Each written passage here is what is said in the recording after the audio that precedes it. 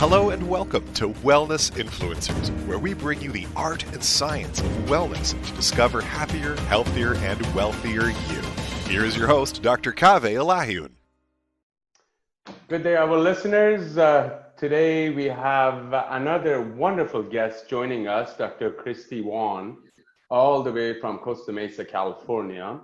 We're going to have a frank conversation with her. She's a chiropractor and certified functional medicine doctor.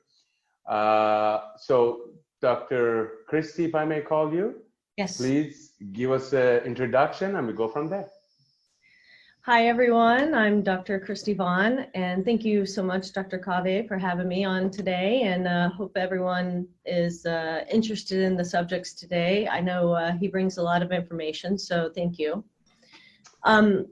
I am a doctor of chiropractor, and I specialize in functional medicine.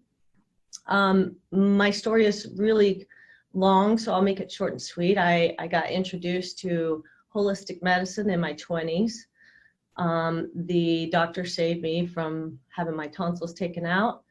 After that, I was so intrigued. I started following him, working with patients, changing my whole degree and going back to school.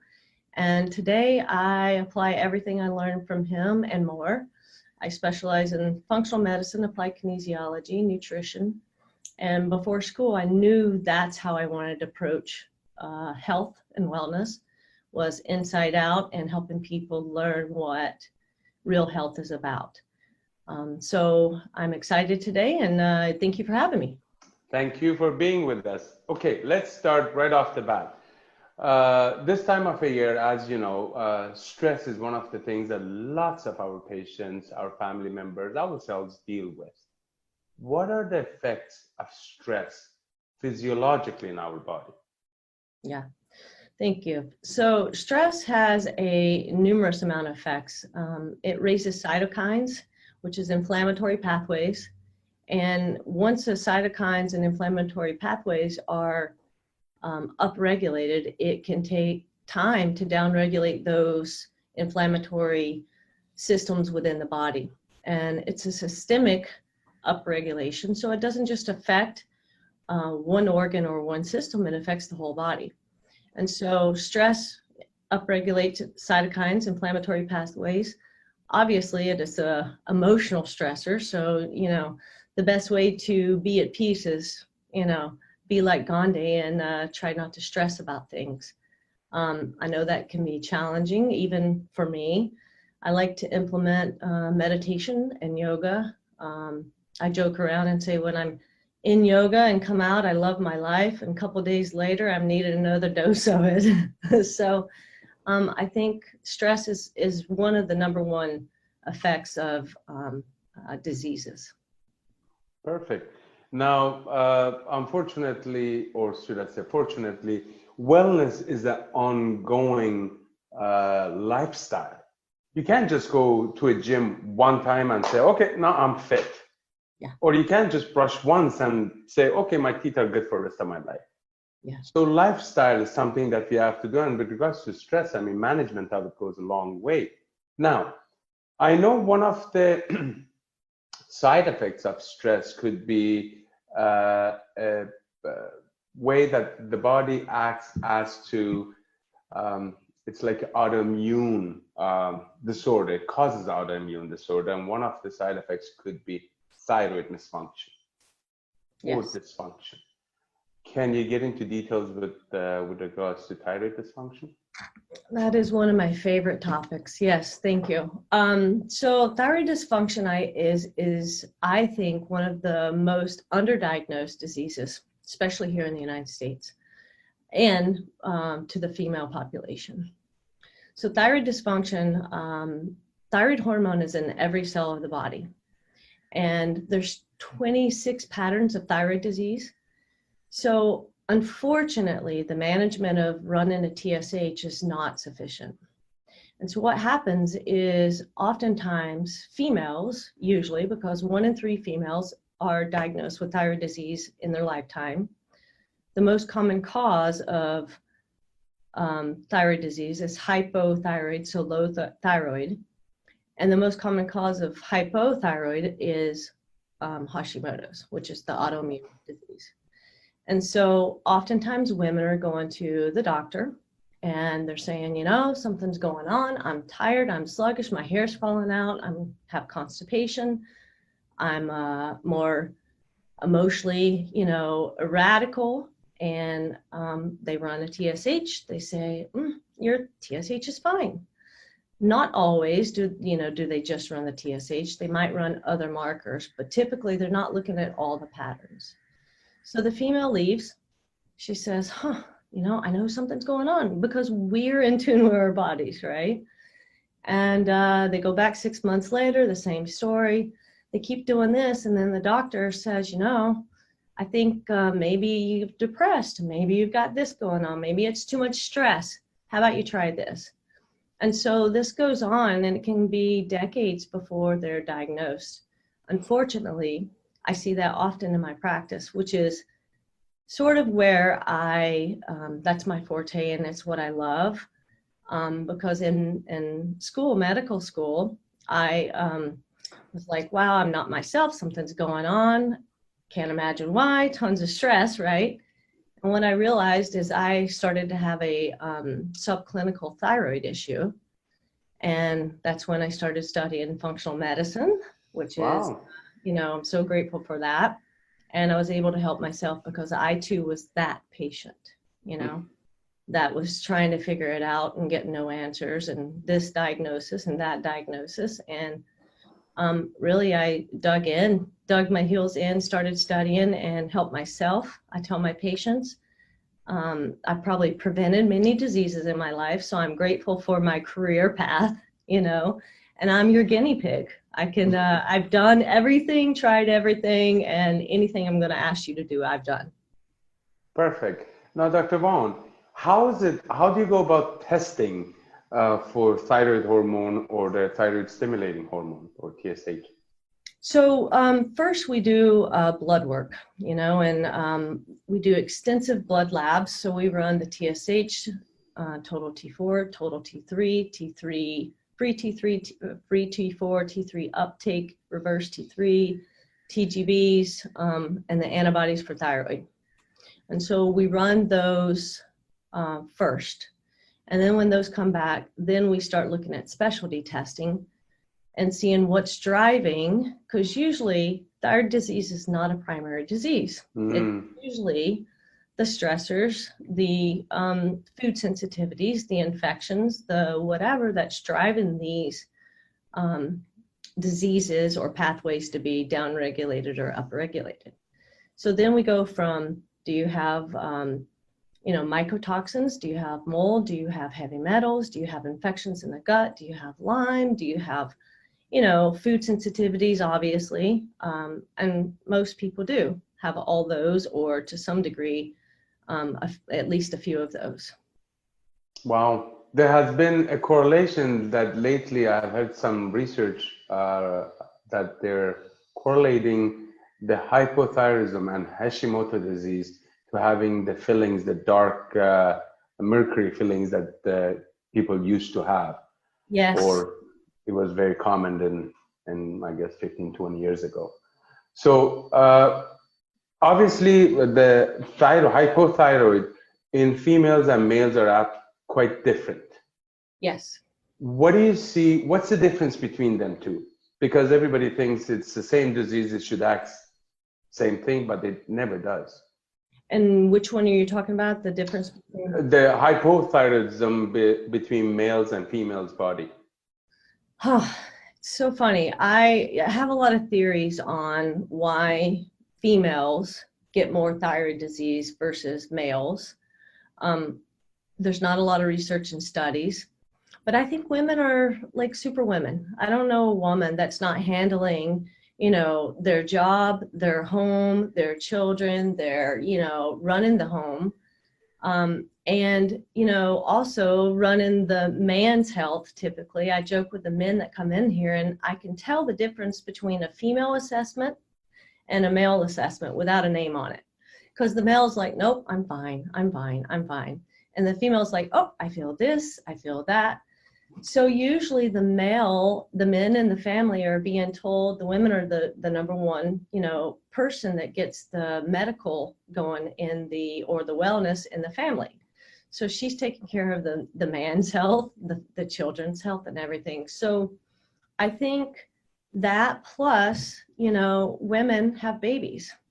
So if a woman is not doing prenatal care before pregnancy, that can throw you into an autoimmune disease very quickly because we all know, having a baby is harsh on the body. Even though it's a beautiful thing, it's also a pretty amazing thing how the body can do that. But there's also, you got to be prepared and to recover from that. Plus, after having the baby, it's a nonstop. Someone told me, once you're a mom, you're always a mom, or once you're a dad, you're always a dad. It never stops, right? That's right. That's right. So I think part of that adds to the difference between male and female diagnosis of hypothyroidism. Okay. And obviously, there are things that they will promote a better thyroid health, and there are things that they actually fight your thyroid hormone and cause issues. Can you give us some pointers of what to avoid and what to basically eat or do more to be helping our thyroid hormone? Yeah, definitely.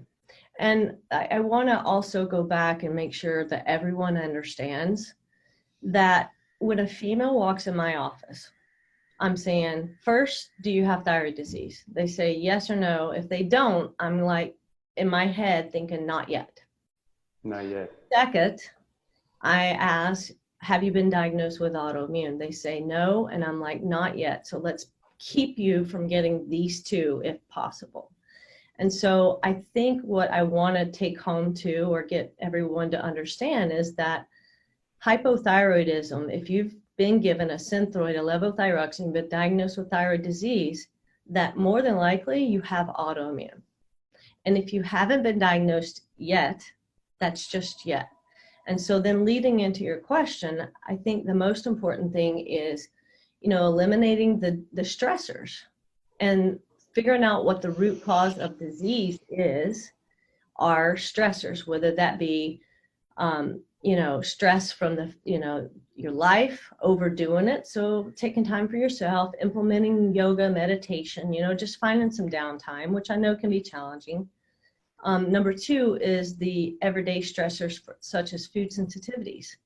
So I think it's very important to have no grains, no sugar, no dairy. And oh, wow. I know. And a lot of people say that's impossible. And I say, I've been doing it for 20 something years. So in this world where you can, go shop and get these things, and I teach you how to cook and how to eat and how to live and sustain that lifestyle. There's almond flour, there's, coconut flour, there's all kinds of replacements. However, grains and dairy are inflammatory, and grains also have a mimicry that happens, especially gluten, to the thyroid tissue, and it starts to look like thyroid tissue. So if you have autoimmune, which remember, if you don't yet, then we want to make sure you don't in the future. So it starts to mimic thyroid tissue, and if you're having an attack on the thyroid, then this is upregulating that. So no grains, no sugar, no dairy. Also determining what other root cause. If you've got amalgam fill-ins, that's one thing. If you've got past mold exposure, leaky gut, gut infections, I see that a lot. So those kinds of things, and I say if you handle this, then the body can heal itself. And I'm a big proponent on the body is meant to heal. Designed to be healthy. We're the ones that are creating an unhealthy environment because of our lifestyle. So cleaning up the environmental things like the body products, the cleaning products, your everyday stuff is also important as well. Wow. I mean, I always tell my practice members that our body was meant to heal. Healing is a right. Pain and suffering is optional. It's true. It's absolutely true.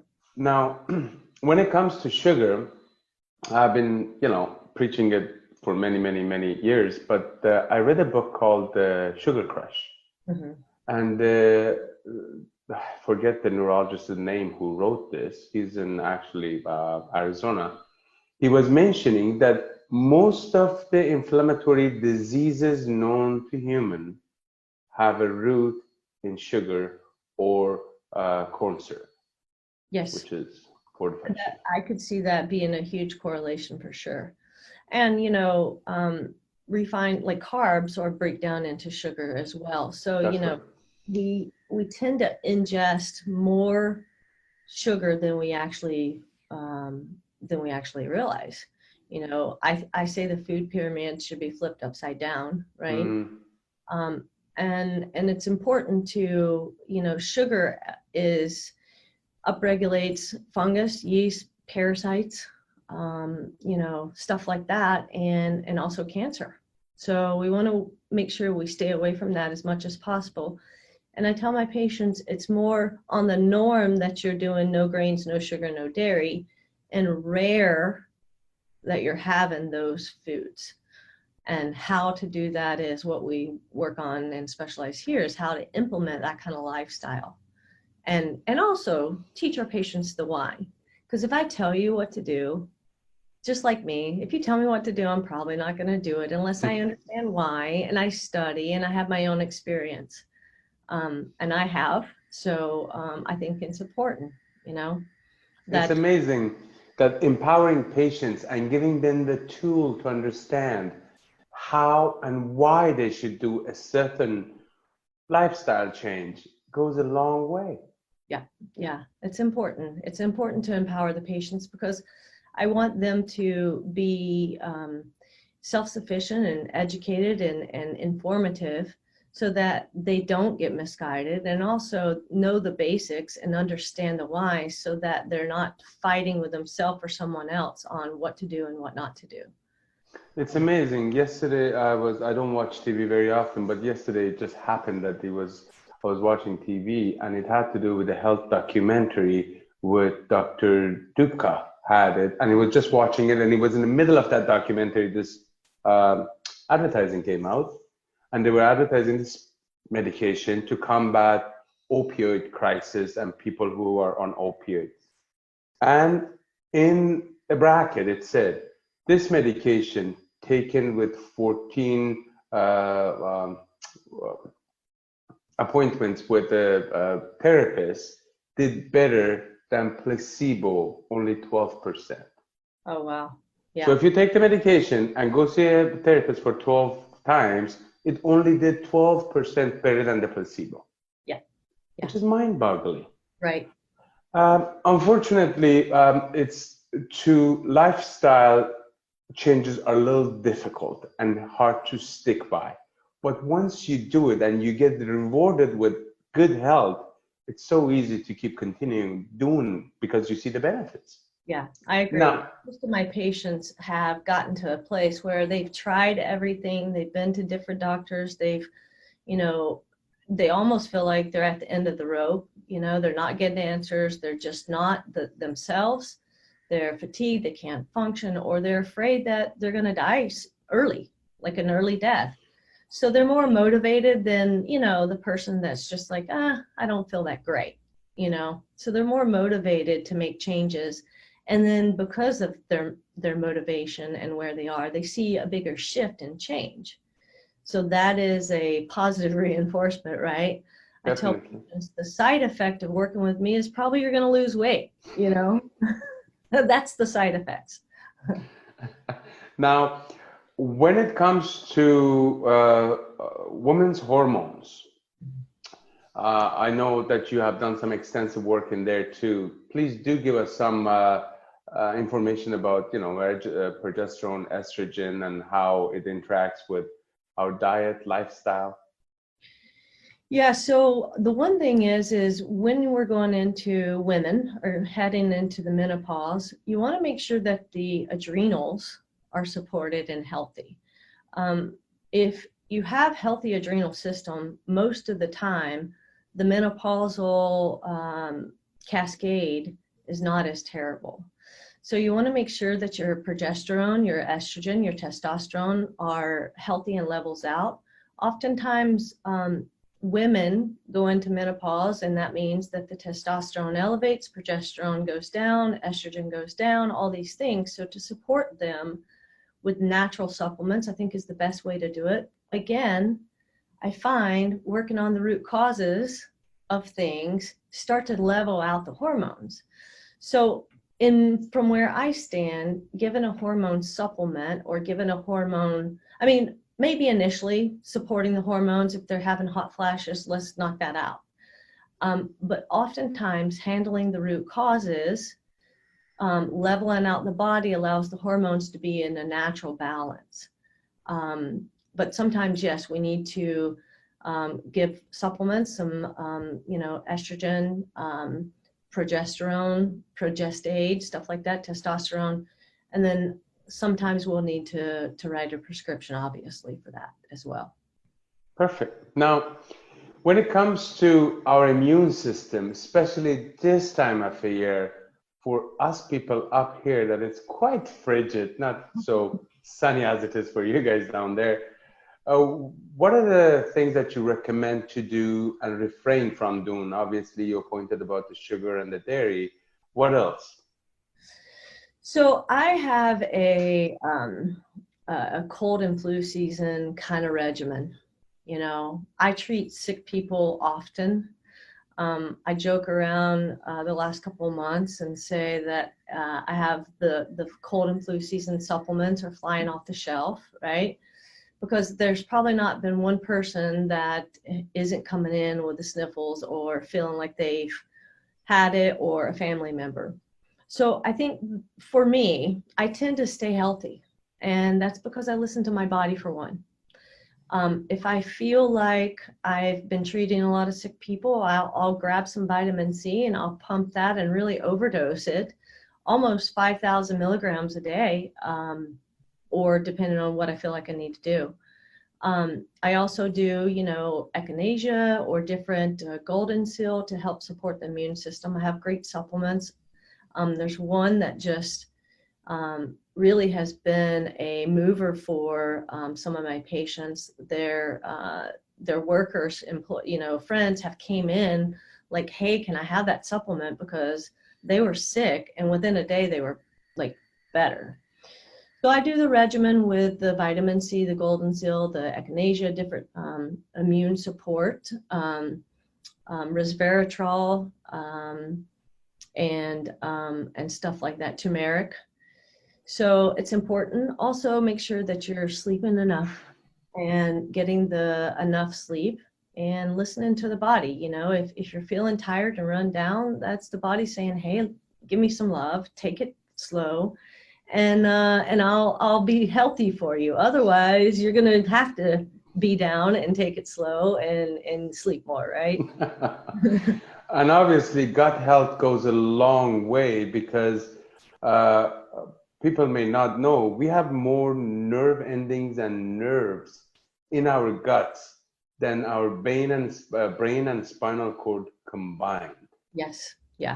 So obviously, proper gut flora is very essential for wellness and a good immune system to fight whatever comes in.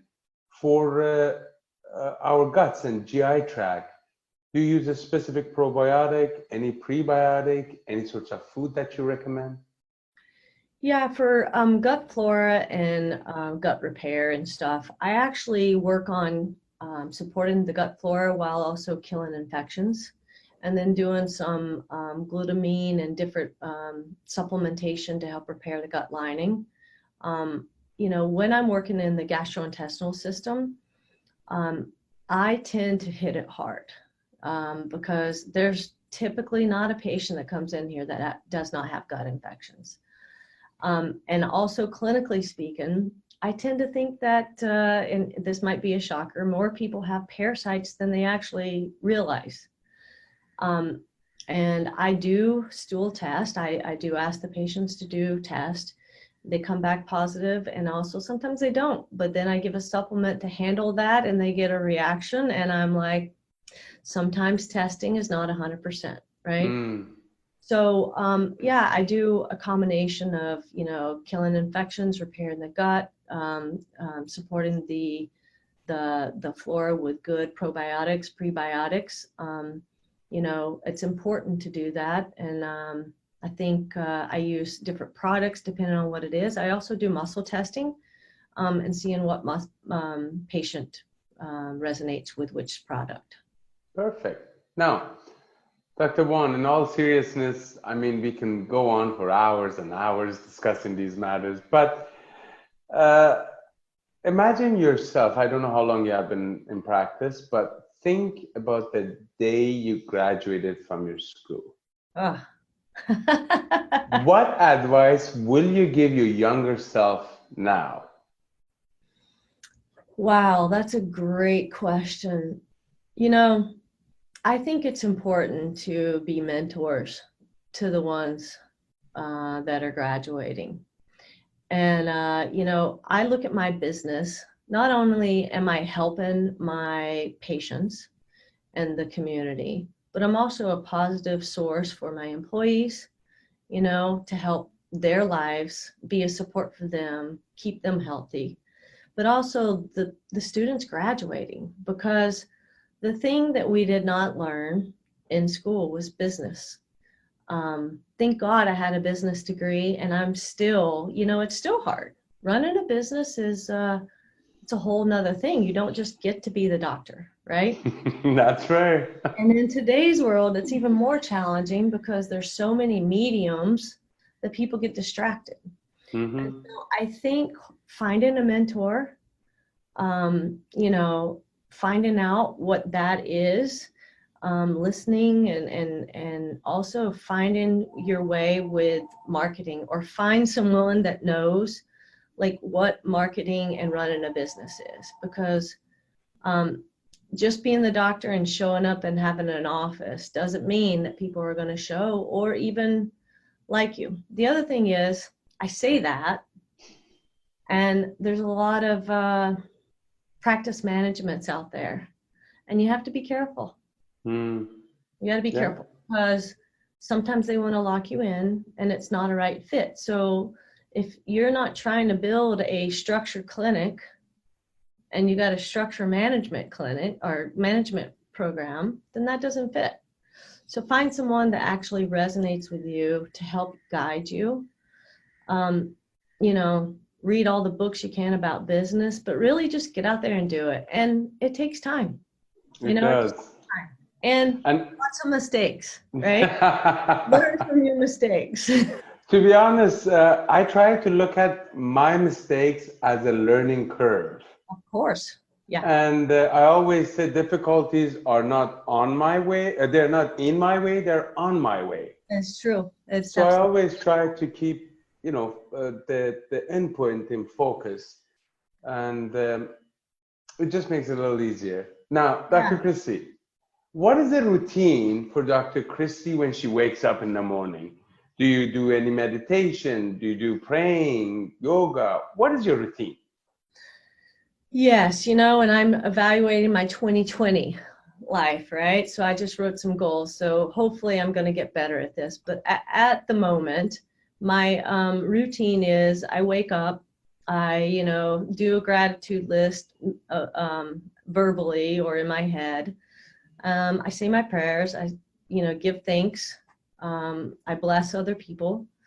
I then usually drop and do like 20 push-ups, 3 sets, and get my high intensity interval training in. Very nice. Push-ups, jumping jacks, run in place, 3 to 5 minutes, which helps increase my adrenals in the morning, which, I'm a business owner and a doctor, so obviously I need that. Yes. Unfortunately, I go back and forth between, a green shake and a coffee. So that's that is my vice sometimes. And January we'll be doing a detox, so I'll be off of that very soon. And then I, as I'm driving, I'm listening to something positive. I listen to, Darren Daly. I don't know if you guys have heard him. Yeah. But as I'm, getting ready, I'm listening to that. And then I just, again, touch base, meditate when I get to the office on what my day looks like, what I want to do, how I want to be. 3 to 5 minutes, 5 to 10 minutes, whatever I have of meditation.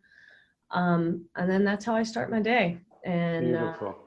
I would love to start it with yoga or end it with yoga. And I'm just found 2 classes through the week that I'm going to implement next year. So that's exciting. Beautiful, beautiful. As we discussed earlier, wellness is an ongoing endeavor. It's a lifestyle. It's not something you do once and you're done. It's just, you got to keep doing it. And even mindset, because mindset is huge when it comes to wellness. It is. As you pointed out earlier, when one sees the benefit of what they're doing, it has direct benefit on their body and directly affects their lifestyle, their family, their occupation, and. It's true. And I do a meditation, and I read some affirmations, kind of prayer every day before I start my day. So I think it's important, setting that affirmative and being positive, because, you never know what the day's going to bring, right? Positive vibes goes a long way. I'm sure you feel the same way. Sometimes you could be having the worst day ever, and we all have it. We all have this. Yeah. But how you manage that stress is what matters at the end of the day. It's very true. And, I'm trying to realize myself, everything that's supposed to happen will happen.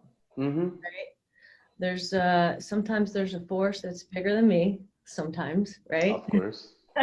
All the time. And me trying to control it and get in there sometimes is the problem. Just let the day flow, do the things I'm supposed to, make my top 3 tasks that need to get done. And when I get those things done, everything else is bonus, right? Yeah, definitely. Now, Dr. Vaughan, I am grateful for your time and dedication for allowing us to have this interview. I know you had to come to the office early just to go with our interview time. Now, please give us address, websites, handles, Facebook. If anyone wants to get a hold of you, how do they do that?